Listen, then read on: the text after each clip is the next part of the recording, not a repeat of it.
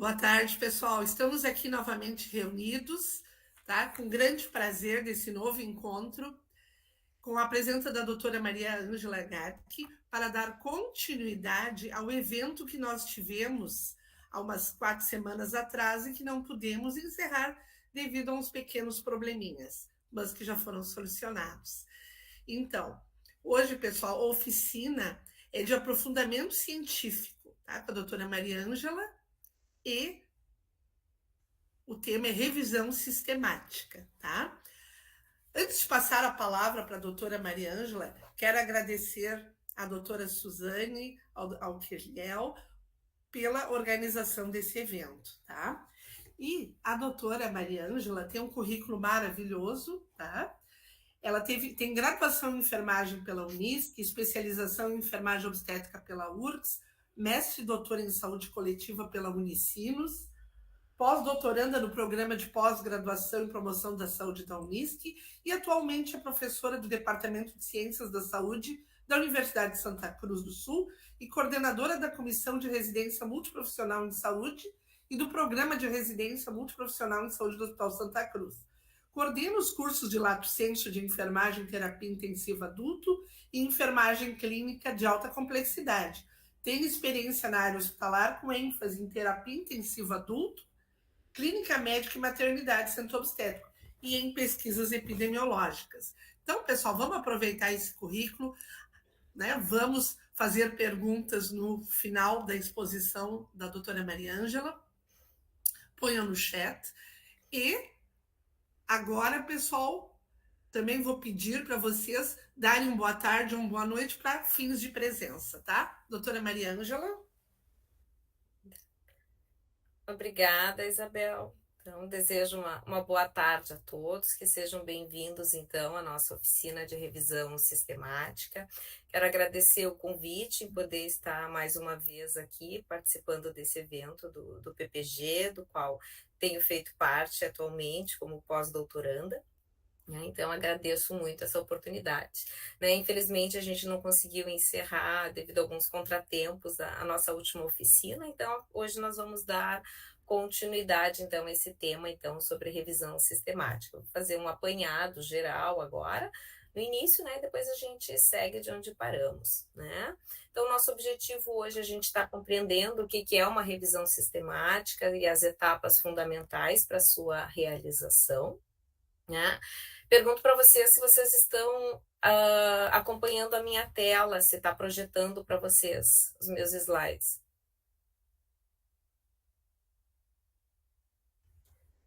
Mari, é que tem um delay, mas vai passar, peraí. Tá? Só um pouquinho.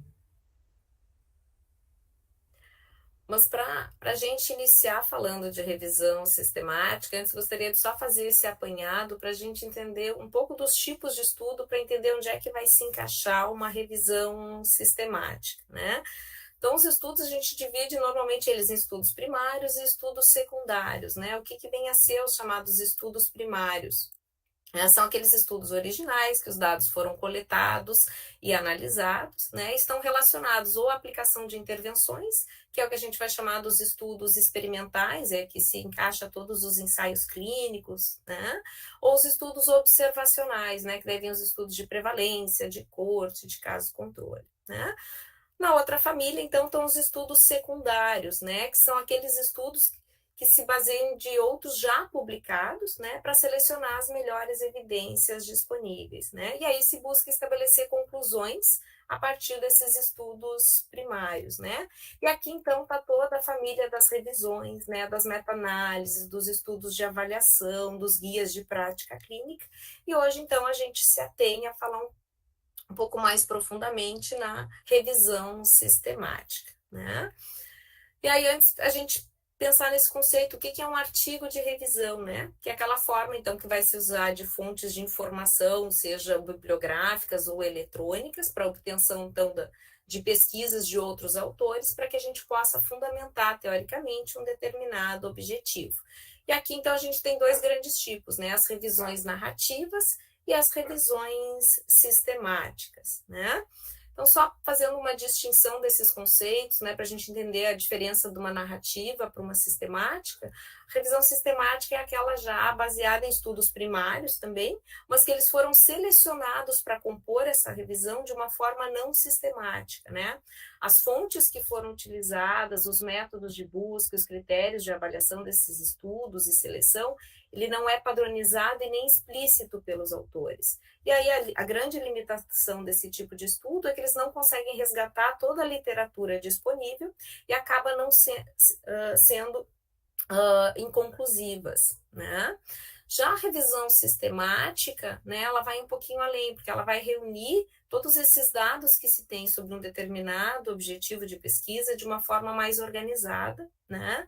Então, os resultados desses estudos primários, eles vão estar relacionados a uma pergunta de pesquisa bem específica. E aí a gente vai aplicar um método que seja bem explícito, reprodutível e sistematizado. Então, com isso, a gente vai conseguir selecionar, né, os estudos, analisar ele de uma forma crítica e conseguir fazer uma síntese disso, né? Então, numa revisão sistemática, a gente reúne uma grande quantidade de resultados. Normalmente, hoje, a maioria das revisões sistemáticas estão destinadas a fazer revisão de pesquisas clínicas, né? Para que a gente possa auxiliar com isso na explicação das diferenças encontradas entre os estudos primários que investigam a mesma questão. E aqui está a grande justificativa hoje da gente fazer né, por que fazer uma revisão sistemática, né? Quando a gente quer responder uma pergunta de pesquisa que ainda não está clara na literatura, né? E aí que eu faço uma pergunta, né? A revisão sistemática, ela é considerada um trabalho original a partir do princípio, né, se a gente pensar, mas ela usa só fontes secundárias, mas o trabalho dela é original? Sim, ele é original, né, porque ele vai envolver um processo bastante estruturado e rigoroso para coleta, para a gente conseguir organizar e sintetizar hoje a melhor evidência disponível, né, para que a gente minimize, né, os vieses subjetivos nas conclusões, né, desses estudos, né? E aí uma coisa importante que a gente vai estar aprofundando aqui hoje é entender a importância de fazer um bom protocolo de pesquisa de uma revisão, que seja inclusive revisado por pares e, se necessário, ser replicado. Né? Então, por isso que hoje, quando a gente olha lá a pirâmide da evidência científica, a revisão sistemática ela está no topo, né? Porque é ela que vai reunir, então, o escopo todo que existe de publicações e de evidências para responder uma pergunta de pesquisa bastante específica, né? Então, lá no topo estão as revisões e as meta-análises, né? Que hoje não existe uma meta-análise que não tenha passado antes por uma revisão, ela é fruto de uma revisão sistemática, né? Então, por isso que elas caminham juntas, né? Então, por que fazer uma revisão sistemática, né? Por onde ela se justifica, né? Quando a gente tem uma pergunta de pesquisa crucial, né, que vários estudos já investigaram, mas ainda às vezes com resultados divergentes ou com alto grau de incerteza, né, e a gente quer ver então no que esses estudos nos mostram, então, né, numa conversão de resultados, né? Então, isso auxilia bastante na tomada de decisões na área clínica, né, promovendo informações de alta qualidade, ajuda para o planejamento e administração na área de saúde, na definição de políticas e programas a serem implementados, né? Uma revisão também, ela vai ter aquela função de apontar a agenda para estudos futuros, porque às vezes dependendo da pergunta de pesquisa, a revisão sistemática pode sugerir novas perguntas a partir da evidência encontrada, né? Ela também pode servir para angariar recursos para pesquisa primária em saúde, né? Porque às vezes uma revisão sistemática pode mostrar, então, nesse sentido de novas pesquisas, né, subsídio para investimento financeiro até em novos estudos primários, né? Ela hoje também é parte fundamental de muita tese e dissertações, né? E também é muito auxiliar para avaliação de tecnologias em saúde. E aí, então, fica a pergunta, como fazer uma revisão sistemática? Às vezes as pessoas acham que, como ela não é um estudo primário, não vai fazer trabalho de campo, pesquisa de campo, as pessoas acham, às vezes, que fazer revisão sistemática é muito mais fácil. Vamos com calma, porque tem todo um rigor metodológico. Eu hoje fico muito às vezes eu acho, dependendo da revisão, da pergunta de pesquisa, às vezes ela é muito mais trabalhosa, né, pensando em suor, às vezes, do que dependendo de certas pesquisas e trabalhos de campo, porque ela requer um planejamento e um rigor bastante sério, né? Então, como qualquer pesquisa, exige muito planejamento. E aí agora a gente vai ver a partir daqui esse passo a passo, né? Desde o planejamento até a execução de uma revisão sistemática. Né?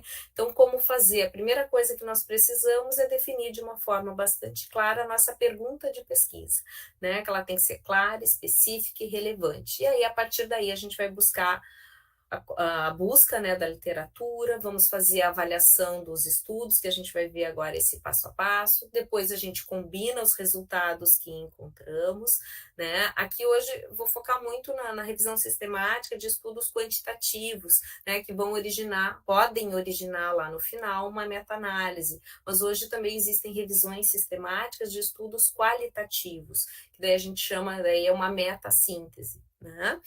E também a parte final, que como interpretar e situar esses achados quanto à sua aplicabilidade, né? Então, seguindo um passo a passo, a primeira coisa dentro de uma revisão, né? Tomei a decisão, vou fazer uma revisão sistemática, eu preciso construir esse protocolo dessa revisão, né? É como se fosse o projeto de pesquisa de um estudo primário, né? Então, eu preciso ter um documento escrito, né, que forma um plano para essa revisão. Né, isso ajuda bastante a evitar ou minimizar os vieses, né, que pode ocorrer tanto no meu processo de busca lá nas plataformas, né, no processo de seleção dos estudos, da extração dos dados e da avaliação. Então, eu preciso já previamente determinar todas as fases que eu vou percorrer ao longo da construção da minha revisão. Né? E depois do protocolo pronto, ele também precisa ser encaminhado, então, para uma revisão externa dos pares. Né? O segundo passo, então, depois de feito o meu protocolo, eu preciso registrar ele, né, numa base de dados. Hoje, a base de dados recomendada para registros de revisões sistemáticas é o Próspero, né, uma base que está disponível na língua inglesa e de acesso gratuito. Né? E por que é importante eu registrar o meu protocolo lá? Né? Porque ele vai permitir a identificação do risco do viés do relato seletivo do desfecho, né? Que daí garante que o pesquisador realmente ele executou a sua revisão conforme ele planejou, né? Que ele não foi modificando ela ao longo do processo, o que vai estar sujeito, então, a viés. E também, daqui a pouco, para evitar o esforço dobrado, né? Daqui a pouco eu estou planejando uma revisão e alguém lá na Argentina está planejando a mesma, né? Então, antes de construir o meu protocolo, eu também preciso pesquisar se já não existe uma revisão em andamento, ou às vezes até já publicada, sobre a mesma questão de pesquisa que eu estou me propondo. Né? Então, por isso que é importante esses registros, e ele é feito hoje, então, nessa plataforma de acesso global. Né? E aí, em que momento a gente registra lá no Próspero? Né? O ideal antes de eu começar a fazer a minha coleta de dados, a busca lá nas bases, né? Então, preferencialmente nesse momento, ou no mínimo antes que os critérios de elegibilidade dos estudos sejam iniciados, tá? Mas a plataforma vai aceitar, né, o registro desde que a extração dos dados ainda não tenha sido finalizada. Então, quais são os componentes desse protocolo que eu estou aqui comentando que a gente precisa construir antes de executar a revisão? Né? Então, esses aqui são os componentes básicos de um protocolo. Claro que tem componentes aqui que vão se subdividir em outros itens, né? Mas num esqueleto geral, um protocolo de revisão sistemática, né? Ele vai ser composto por uma revisão sobre o tema, né? Eu vou contextualizar o meu problema de pesquisa, né? Eu vou levantar as questões a serem revisadas, os objetivos, vou montar a minha estratégia de busca, definir os critérios de seleção dos estudos, fazer a avaliação deles, né? Determinar a estratégia e fazer a extração dos dados e síntese dos estudos que ficaram na minha revisão, né? E o cronograma dele, né? Então agora a gente vai vendo o passo a passo, então, de cada um desses componentes, né? Então, o primeiro, então, é fazer essa revisão, essa contextualização sobre o tema da pesquisa, né? Definir quem são os pacientes, a população, qual é o nosso evento de interesse, qual é a intervenção que eu vou avaliar e demais tópicos, né? Que aí, claro, depende do objetivo de pesquisa de cada um. Tá? E aí, então, a gente chega na questão principal, que é definir o objetivo da nossa revisão, a nossa questão de pesquisa, né? E aí, hoje é recomendado que a gente elabore essa questão baseado na estrutura PIL ou PICO, né? Então, por exemplo, o exemplo que eu trago aqui, né? A nossa pergunta de pesquisa é essa: a gente quer saber se um suplemento nutricional enriquecido com óleo de peixe é eficaz na estabilização do peso de pacientes com câncer avançado. Né? Então, a resposta, por que é importante fazer uma revisão sobre isso? Porque isso pode fornecer orientações sobre como abordar melhor a necessidade de um paciente com caquexia. Né? Então, como é que eu estruturo essa pergunta de pesquisa nesse formato PIL? Né? Eu vou precisar definir 3 componentes, porque isso aqui vai ser um ponto-chave depois para mim fazer a busca na literatura. Preciso definir quem é a minha população, as características das pessoas que eu vou incluir, qual é a intervenção que eu vou avaliar e qual é o resultado. Então, baseado nesse exemplo de pergunta de pesquisa que eu trago, quem é o meu PIL? É os pacientes com câncer, com caquexia, né? A minha intervenção é o uso do suplemento nutricional com óleo de peixe e o resultado que eu quero avaliar é a estabilização do peso, né? Agora, eu posso ter uma pergunta de pesquisa num viés um pouco mais qualitativo, né? Então, talvez eu queira saber o significado, a experiência de um paciente, né, em relação à caquexia, né? Então, eu posso querer saber quais são as características dessas pessoas, né? E aí eu não vou ter lá o acrônimo anterior, eu não vou ter nem intervenção para avaliar e também não vou ter resultado, mas eu tenho a situação, eu quero saber a experiência que eu quero compreender, né? Então, minha pergunta de pesquisa aqui pode ser: como é ter caquexia? Né? Então, eu quero saber como os pacientes, qual é a experiência deles, né? Já a estrutura PICO, o que entra mais? O que é a letra C? Né? Eu vou ter a população, a intervenção, eu vou ter o resultado, só que eu vou ter também algo que eu quero comparar. Aí a minha pergunta de pesquisa é extremamente específica. Eu quero saber o uso do suplemento nutricional com óleo de peixe, se ele é melhor que a melatonina para a estabilização, então, do peso dos pacientes com câncer avançado. Né? Então, eu tenho um item comparador aqui, que é a melatonina. E por que é importante eu formular muito bem essa minha questão de pesquisa? Para mim poder fazer uma boa busca de dados e realmente encontrar os estudos que me respondam ela. Né? Então, eu trouxe assim, esses 3 exemplos de pergunta de pesquisa para mostrar para vocês que aquilo que todo mundo fala, tem que ter o pico. Dependendo da questão de pesquisa, alguma coisa não vai se ter, ou não vai se ter o item da comparação, ou eu não vou ter um resultado específico que eu queira ver. Né? Então, os componentes, eles podem ser acrescidos ou excluídos da estrutura. Né? Então, a gente só vai usar aqueles que são realmente relevantes e úteis para a nossa pergunta de pesquisa. E aí não existe uma única resposta certa. Né? Então, bem definida a minha pergunta de pesquisa que eu quero responder com a minha revisão, eu preciso montar uma boa estratégia de busca na base de dados para não deixar escapar nada. Né? Por isso que já se diz revisão sistemática, eu preciso sistematizar todo o passo a passo que eu vou fazer. Né? Então, a primeira questão é aquilo que eu já comentei antes, né? Que eu preciso checar se já existe alguma disponível sobre essa mesma pergunta de pesquisa. Então, aqui eu cito algumas bases, alguns portais que a gente pode estar consultando, se já existe alguma, né? E aí, bom, não existe ainda, ninguém respondeu essa pergunta de pesquisa ainda por meio de uma revisão sistemática. Então, agora, primeiro passo, eu vou especificar em quais bases de dados eu vou pesquisar. Né? Então, eu preciso me lembrar que às vezes tem pesquisas que nunca foram publicadas, que nem todas as pesquisas estão publicadas em periódicos, Por que eu preciso me dar conta disso? Para pensar que não adianta eu só ir lá, eu ir para a PubMed às vezes, eu ir para uma Embase, né?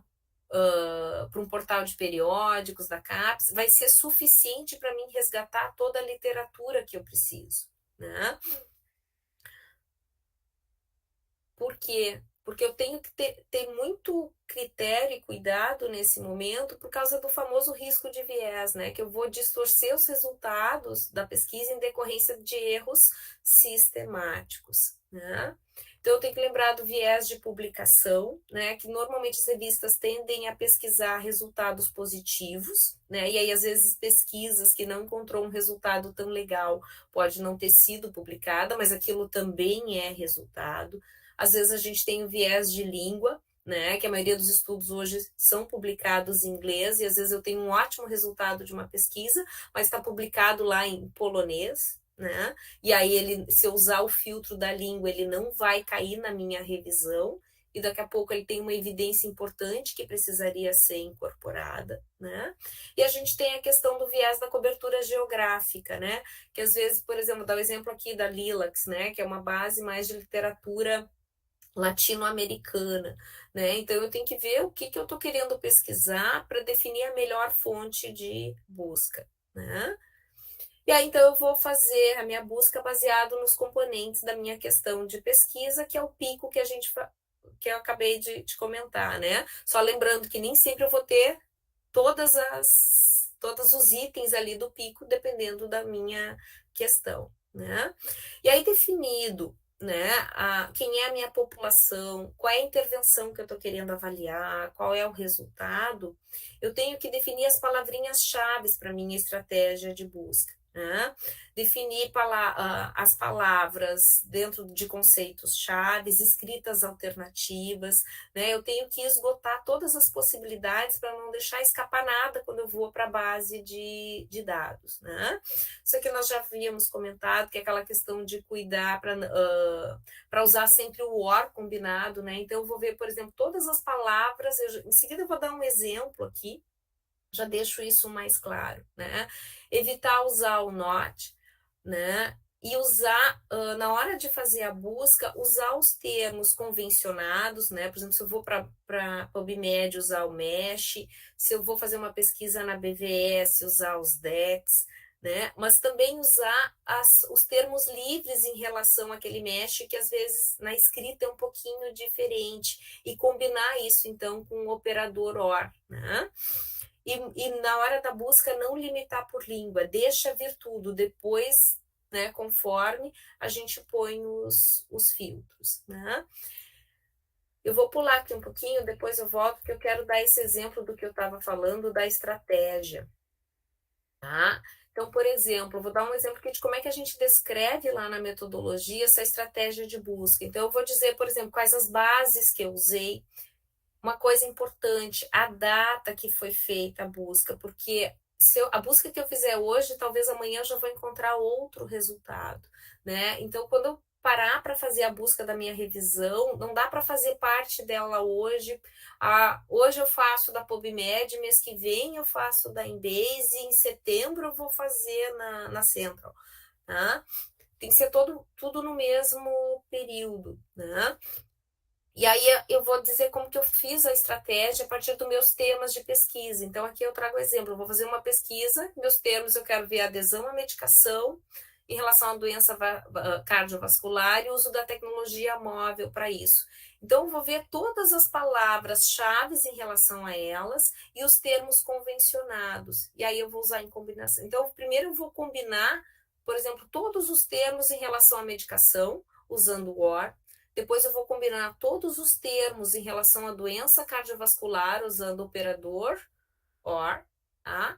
Depois todos em relação à tecnologia móvel, combinando tanto o termo livre quanto os indexados e os meshes, né?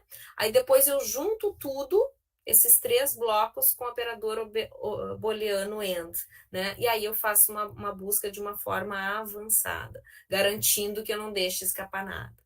E aí lá no final eu digo então que a minha estratégia resultou em tantos artigos, e aí digo os filtros que eu usei, né, se for necessário colocar algum filtro.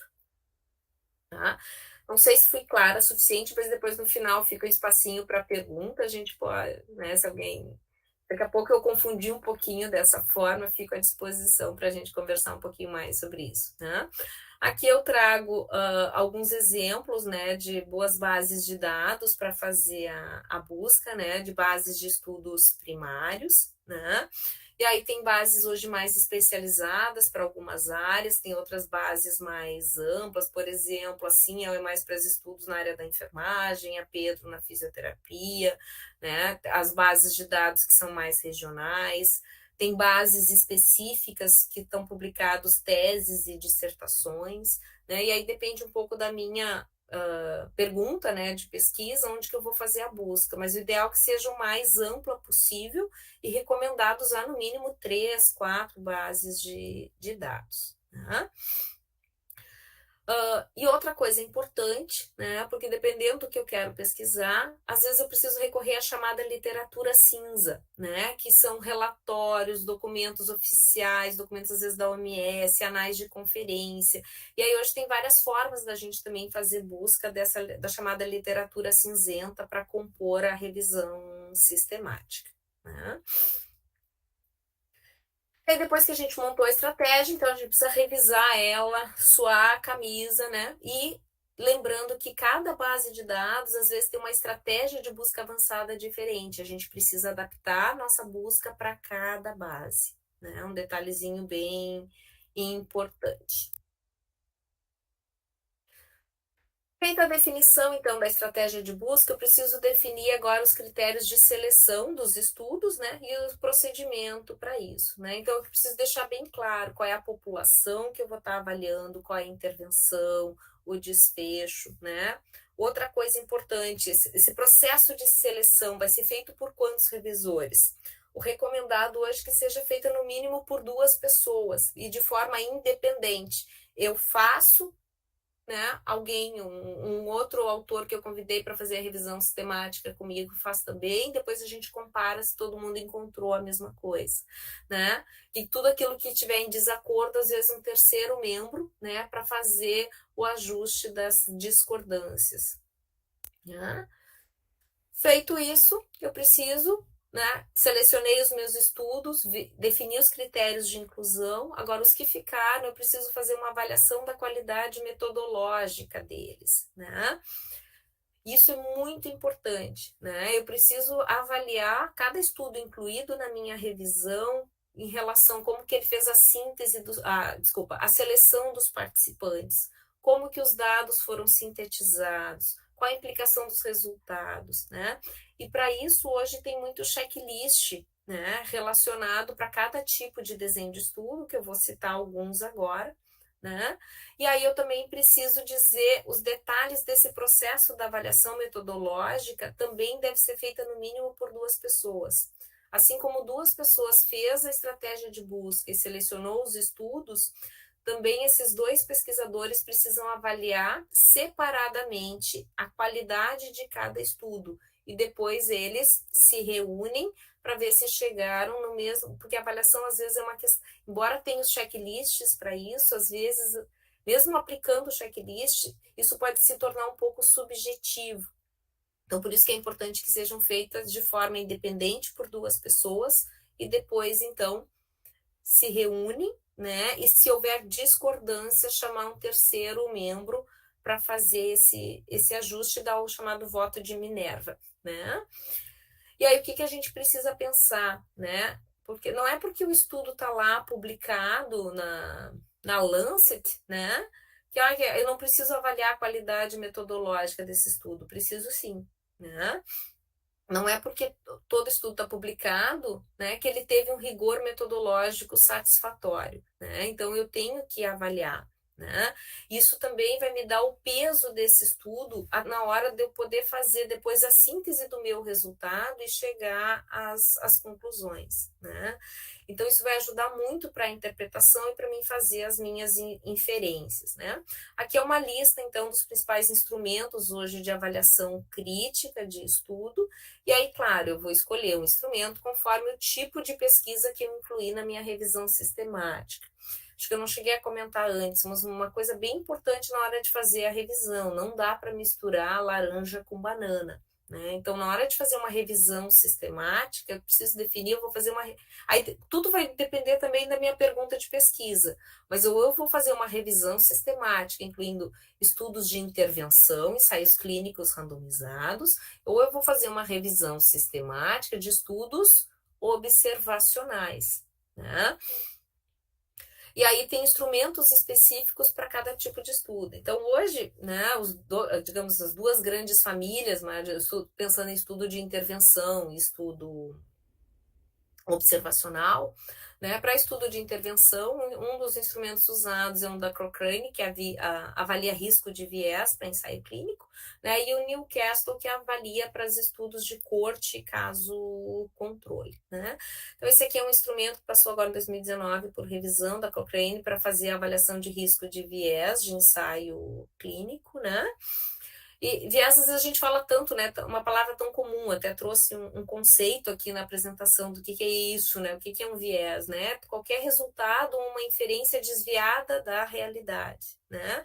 Que esse viés pode ter acontecido no momento da coleta dos dados, pode acontecer no momento da análise, pode ser no momento da interpretação, ou lá no final, né? Um viés de publicação, né? Ou de revisão dos dados que vai me levar a uma conclusão que é diferente do que seria a realidade, né? Então, por isso que a gente chama de viés, né? Não sei se quem já leu uma revisão sistemática de ensaio clínico randomizado, é de praxe sempre ter essa figura lá, que é a figura dos do risco de viés dos estudos que foram incluídos na revisão, né? E aí eles normalmente são classificados como baixo risco, né, médio risco e alto risco de viés, em relação a todas as características que são importantes de terem sido controladas no ensaio clínico para evitar, então, esse chamado viés. Né? Então, feita a avaliação da qualidade metodológica dos estudos, né, eu preciso agora, então, estabelecer a estratégia, então, de como eu vou extrair os dados que ficaram na minha revisão e como é que eu vou sintetizar esses dados, né? Então, por exemplo, estou fazendo uma revisão sistemática lá para ver, então, o efeito do uso lá do óleo de peixe dos pacientes com caquexia relacionados ao câncer, né? Então, montei a minha estratégia de busca, caíram lá 400 estudos, né? Aí eu vou ler título e resumo de todos esses estudos, vou ver quais que realmente vão atender os meus critérios de inclusão, e esses que atenderem eu vou fazer leitura de texto completo.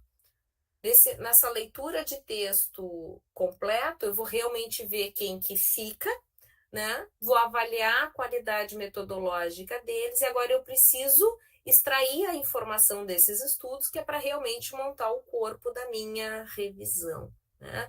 Então, esse processo de extração de dados, eu também preciso definir bem quais as informações que eu quero filtrar do estudo. Né? E hoje existem fichas modelos para essas extrações, né? Que eu até quero mostrar para vocês o exemplo de uma. Deixa eu só trocar a apresentação aqui.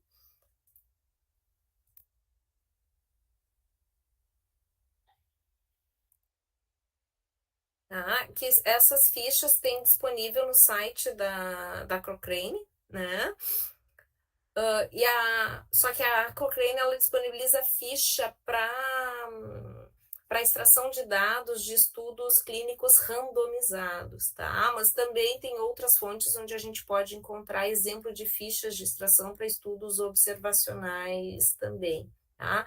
Ela tem essa ficha disponibilizada em inglês e espanhol. Essa aqui que eu trouxe para mostrar para vocês está em espanhol. Ela é bastante completa, tá? Muito legal para fazer extração de dados, então, quando a minha revisão é de ensaio clínico. Né? Então, ela traz todas as possibilidades de dados que eu posso extrair de um ensaio clínico, né? Então, ela já tem um formuláriozinho pronto, né? E aí, para cada artigo que eu leio que foi incluído no meu estudo, eu vou aplicar essa ficha para extrair os dados. Depois, isso me facilita fazer a síntese desse estudo, montar as tabelas do artigo, né? Então, ela tem um item lá para me extrair as fontes principais do estudo, as características do estudo quanto a método, objetivo, né? As características dos participantes, né?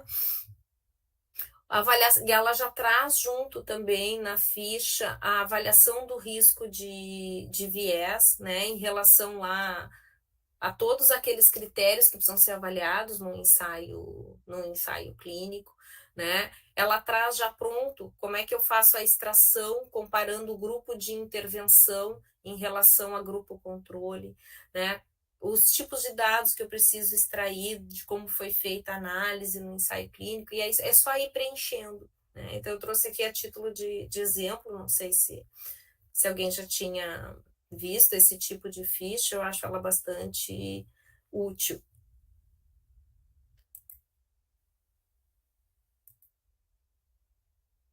Né?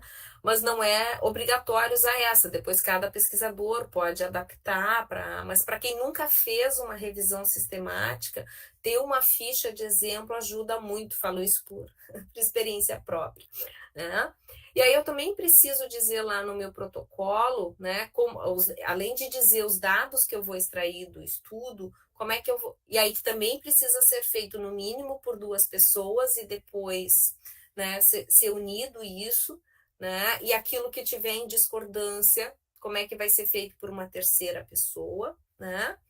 E aí, nessa fase, qualquer manipulação dos dados do estudo, eu preciso relatar, né? Para evitar o que a gente estava comentando, que é o risco de viés. Né? Então, na síntese, eu preciso dizer como os meus resultados vão ser agregados, né? Como é que eu vou levar em consideração as diferenças que eu achei entre os estudos. Às vezes, dependendo da pergunta de pesquisa, né, e o tipo de estudo que caiu na minha revisão, dá para fazer uma análise de subgrupos, né? Por exemplo, na minha revisão caiu só aquele exemplo, né? Eu cuidei, não misturei laranja com banana, mas caiu vários tipos de banana. Então, eu posso fazer uma análise de subgrupos, tá?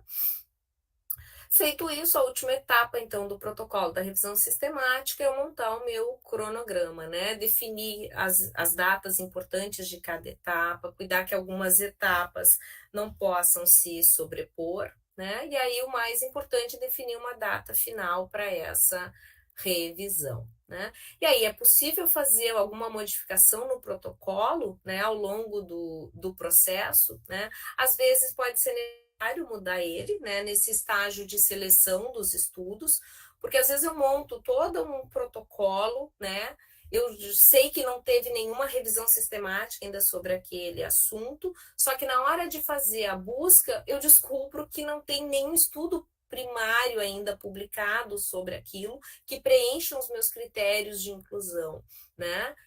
E aí eu preciso modificar o meu protocolo, né? Ou às vezes, ao começar a execução, eu posso perceber que outras questões de pesquisa podem aparecer, né? E aí precisam ser adicionadas. Só que isso tudo precisa ser bastante documentado e justificado, né? Então, fazendo né, uma síntese, quais são as características fundamentais de uma revisão sistemática, né? Ela traz um conjunto claro, né, de objetivos com critérios de elegibilidade para os estudos, né? Ela tem que ser metodologicamente explícita e reprodutível. Quem pegar depois um artigo de revisão sistemática, lá, leu a metodologia, a pessoa tem que ser capaz de reproduzir a estratégia de busca daquele pesquisador. Né? Eu tenho que fazer uma busca bibliográfica que procure identificar todos os estudos que incluíram os meus critérios de elegibilidade. Eu preciso fazer, então, uma avaliação da validade dos resultados que foram incluídos. E aí, por fim, então, fazer a síntese e uma apresentação sistemática do que eu achei em relação aos estudos. Né? Aqui eu trago um pouquinho, porque quando se fala em revisão sistemática, se fala tanto na Cochrane, né? O que é, na verdade, a colaboração Cochrane, né? É uma organização independente, sem fim lucrativo, né? E sem fonte de financiamento, né, que foi fundada lá em 93, que tem o objetivo, então, de prover evidências atualizadas sobre os efeitos de intervenções em saúde por meio de revisões, né? Então, ela promove muito a busca de evidências na forma de ensaios clínicos e outros estudos de intervenção. Ela tem um grupo diretor, né, que tem a sede em Oxford, no Reino Unido, né, e é uma rede internacional hoje que envolve mais de quase 30 mil pessoas, né, tem centros de colaboração da Cochrane em mais de 120 países, né, ela já foi reconhecida pela OMS como uma ONG, né, e os profissionais de saúde hoje que produzem as revisões, né, pela Cochrane é tudo de modo voluntário, né, e elas fazem isso sob supervisão, então, desses grupos revisores, conforme as temáticas, né. E aí, hoje, essa colaboração, ela tem 2 produtos, né, que é a base Cochrane de revisões sistemáticas, né, e a Central, né, que é o maior, que é um portal com a maior coleção de ensaios clínicos randomizados do mundo, né. E o símbolo da Cochrane, para quem lembra, né, na verdade é um gráfico de meta-análise, né? Ele representa na sua parte central, né, todos os estudos que foram incluídos. Não sei se por título de curiosidade, né, o estudo que deu origem ao símbolo da Cochrane é o estudo hoje que é base hoje, né? Todo mundo sabe do uso do corticoide para prevenção das questões respiratórias do bebê quando nasce, né? Então, a primeira revisão que foi feita, meta-análise que foi feita, ela procurou responder essa pergunta, se o uso dos corticoides no período próximo do nascimento dos bebês prematuros diminuía a mortalidade neonatal, né? E aí, o diamante, né, que é o que a gente olha aqui, que cada linha horizontal num gráfico de meta-análise é o resultado de um estudo, né?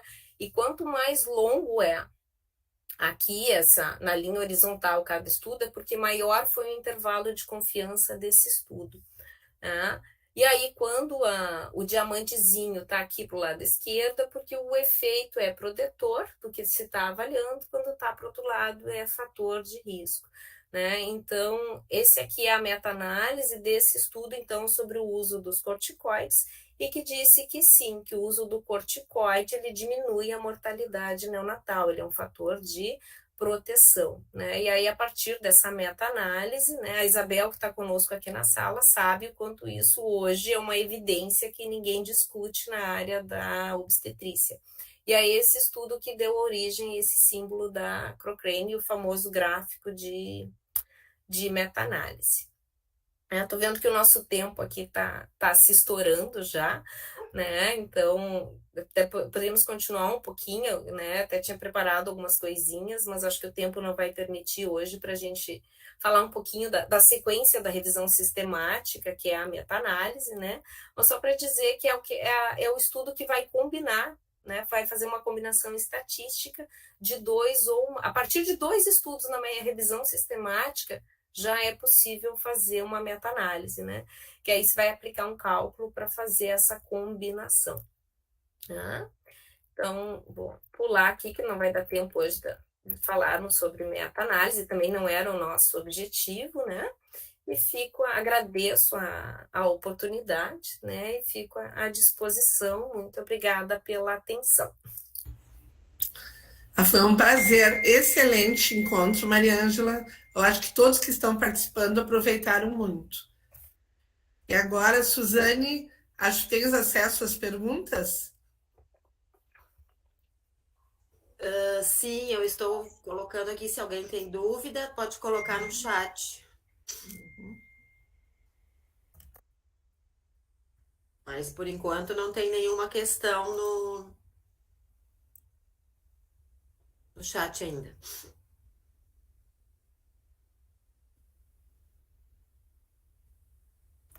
Então, se não tem dúvidas, né, pessoal, agradecer novamente, não é? A disponibilidade da doutora Maria Ângela, a Suzane, nos dando todo o apoio, a professora Suzane, e o Kirliel também, né, nos bastidores. Então, só tenho a agradecer. Acho que todos estão muito gratos. Estava excelente. Obrigada, então. Então, Desejo uma boa tarde a todos. é. Até mais, pessoal. Até Obrigada, mais. Maria Ângela. Obrigada, Isabel. Obrigada.